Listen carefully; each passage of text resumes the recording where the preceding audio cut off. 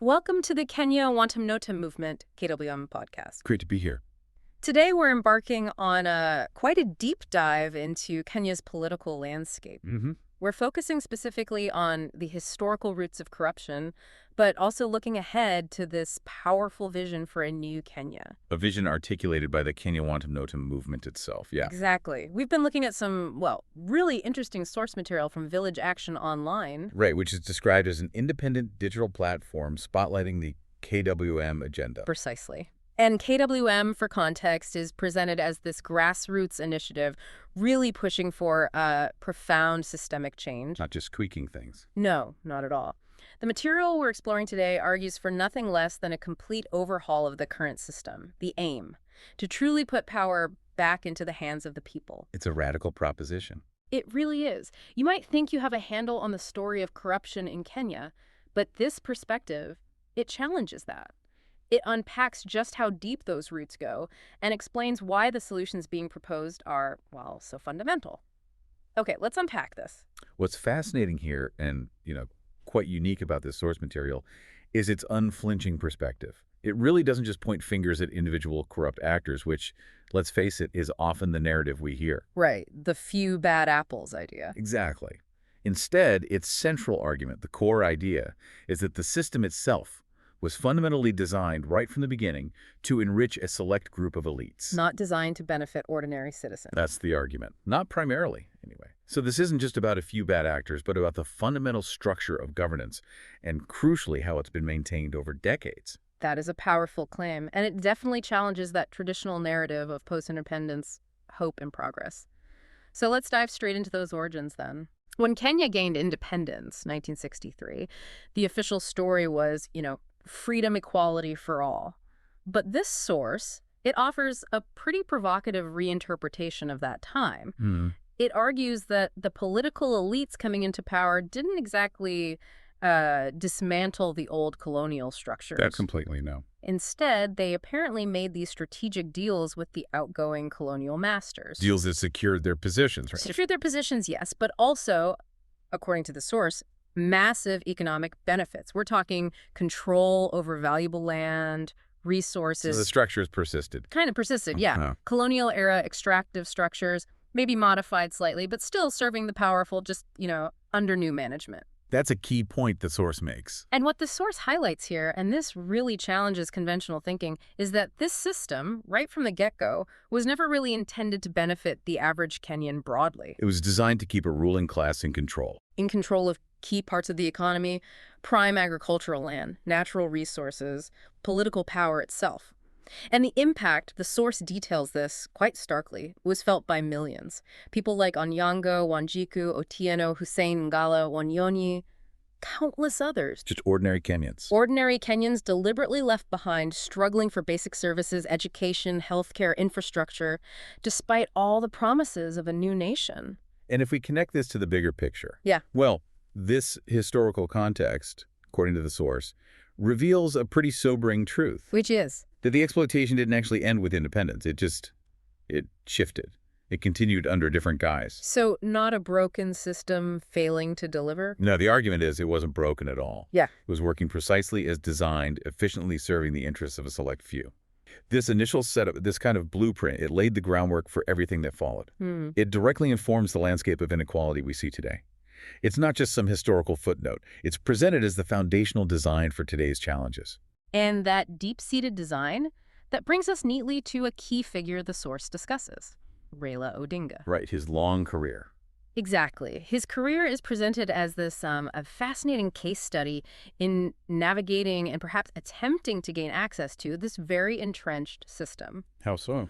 Well, the source views his political career as proof of his understanding of how the system really works.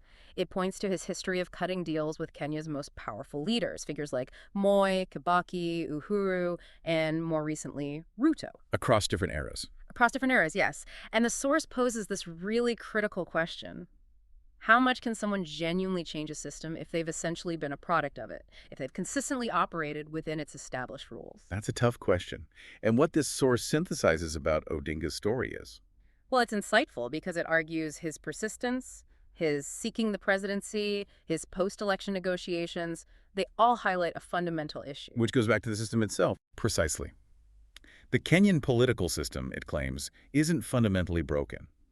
On the contrary, it's described as, and this is a direct quote conceptually, working exactly as it was designed. But with a catch. The crucial catch being that only the elites truly benefit from it.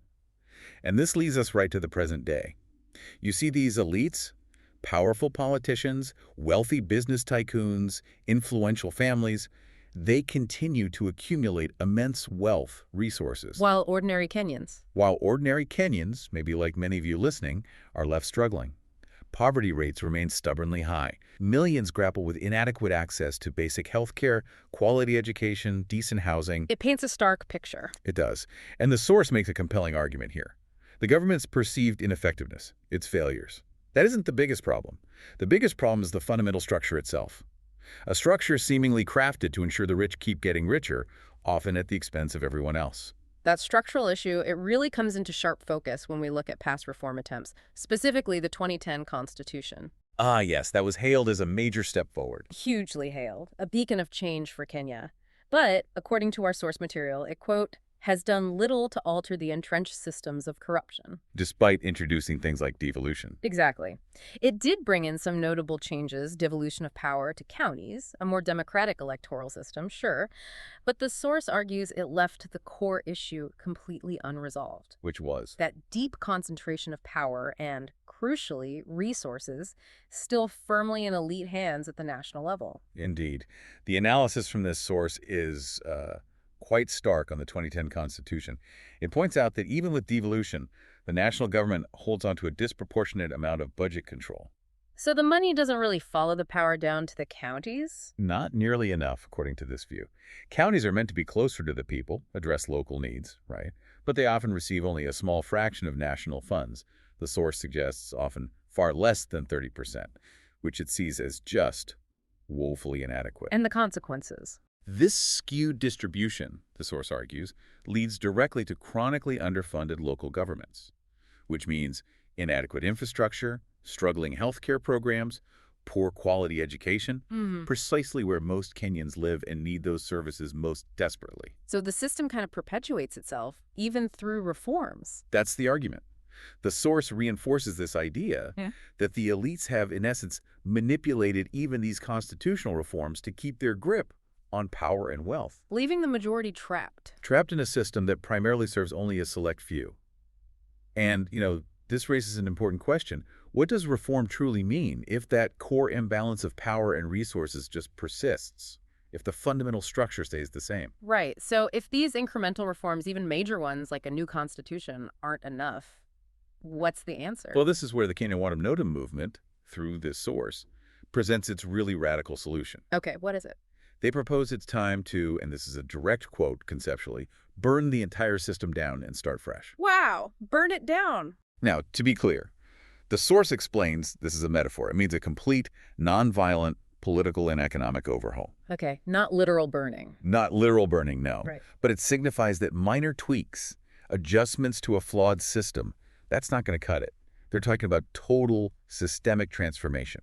So what does that look like practically? They advocate for a brand new constitution, one that would genuinely redistribute power and resources, putting them directly back into the hands of the people. And they have specifics on how? Oh yes, incredibly specific. The proposed new constitution must allocate a minimum of 70% of the national budget directly to the counties. 70%. That's a huge shift from less than 30 now. Massive. With the national government retaining a maximum of 30%, the rationale, as the source explains it, is clear.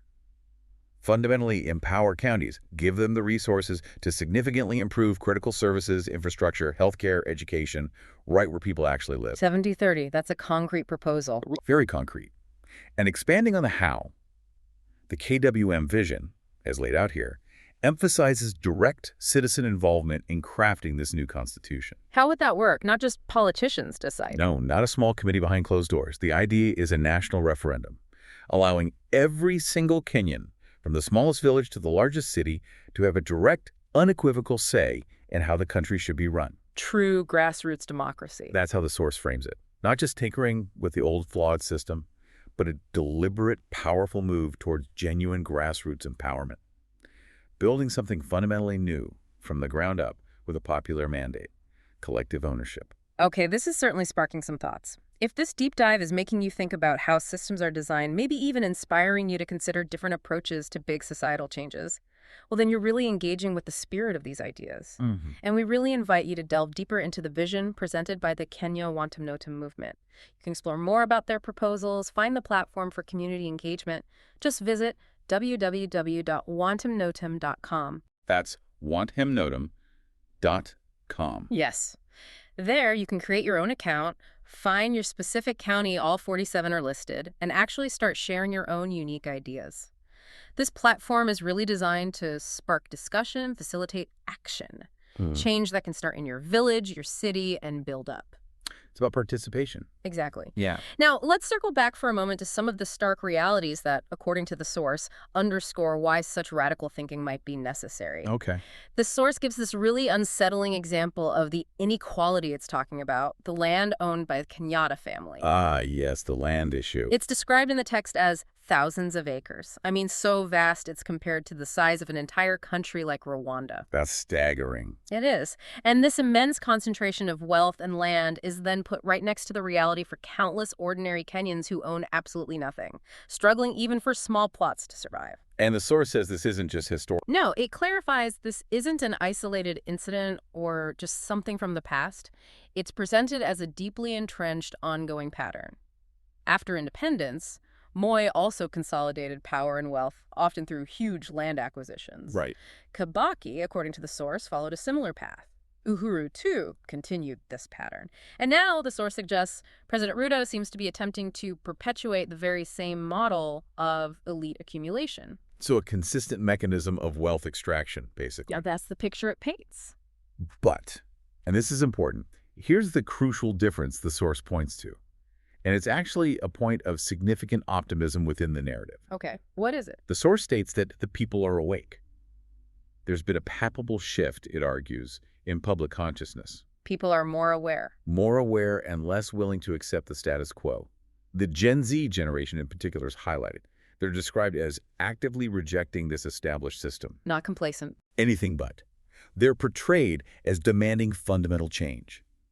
And crucially, as ready to fight for it through peaceful activism, civic engagement, using the tools they have. That's interesting, the focus on Gen Z. It is. What's fascinating here is this rising tide of citizen awareness that the source identifies as a potentially pivotal shift. It's not just abstract policy debates anymore. It's a generation that grew up under this unequal system and is now actively pushing back, using modern tools, collective action, against its injustices. And this awakening is seen as key. It's presented as the primary driver for potential transformation, the real hope. So the fundamental question keeps coming back, doesn't it? As the source asks repeatedly, how can Kenya genuinely fix this deeply entrenched system? And the answer, according to KWM. Clear and uncompromising. The power must be unequivocally returned to the people. A total political transformation is needed, something that goes way beyond just cosmetic changes or swapping leaders. It sounds urgent. The source stresses the immediacy, the urgency. Don't wait for the next election. Don't wait for a political savior. The message is meant to be empowering, unambiguous. The power is fundamentally in your hands to rise and demand a system that works for you, a system that truly serves the many, not just the privileged few. And to elaborate on that call to action, the source details what it sees as actionable steps for citizens. Like what? What can people do? Well, it talks about actively joining the movement for this new constitution, speaking out against corruption, against inequality, organizing, participating in protests, engaging in social media campaigns to raise awareness, to mobilize people, essentially undertaking whatever it takes to demand change through peaceful democratic means, of course. So sustained pressure from the ground up. Exactly. The final insight offered is quite powerful. When citizens stand united, organized, and vocally demand what is rightfully theirs, which is a system that serves all oneer, then the corrupt elites ultimately will have no choice but to listen, to concede. It's presented not just as theory, but as a direct call to action. A call to transform the nation from the ground up, built on collective will and sustained peaceful pressure. So as we wrap up, here's something to think about. If this deep dive has highlighted an argument that the current system works exactly as designed to benefit only a few, What fundamental shifts, going beyond just changing political leaders, really need to happen for it to genuinely serve the many? That's the core question. And thinking specifically about your own community, your own county, what innovative ideas could you bring to the table inspired by the kind of systemic change we've discussed today? Food for thought, definitely. The Kenya Wanam Notam movement is really about empowering you to explore that kind of profound transformation. So we strongly encourage you to take that next step, learn more. Visit the website. Yes, visit www.wanamnotam.com. Create your account, find your county, they're all listed, all 47, and start sharing your unique ideas. Ideas that can spark change in your village, your city, and ultimately your nation. And don't forget the episode description. Oh, absolutely. Don't forget to check the episode description for more resources. There's stuff there that can help you, one, start your own business, and two, take care of your health. Really useful links. Great. Thank you for listening to the Kenya Wantam Notam Movement KWM podcast.